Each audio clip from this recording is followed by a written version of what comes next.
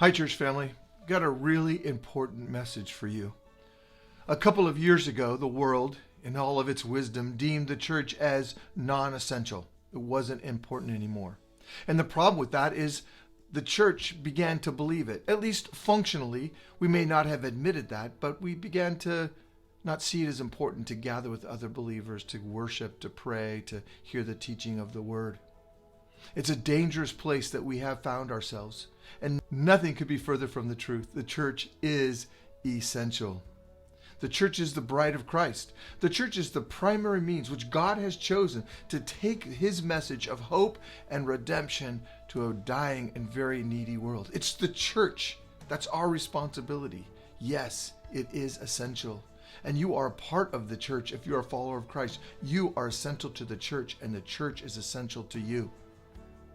It's not only important that you are a part of an active church because the church needs you, but you need the church, and the world needs to see the love of Christ in the body.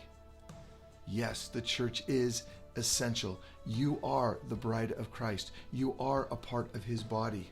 You are his family. And how you church affects others in the body, it affects your neighbors, and it affects your own relationship with God.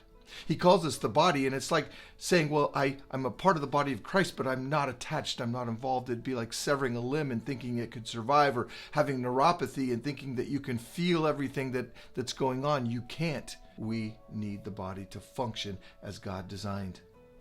The church is absolutely essential. I didn't say that the church was perfect or that it's always on target. It's not. But even in our brokenness, and that's not by design because God designed it perfectly, it's because people like me and people like you attend and we're broken, and we know that because that's why we come. We need Jesus. But even in our brokenness, God chooses to use us. Even in our brokenness, God cherishes us. Even in our brokenness, he still calls us his bride and calls us to himself.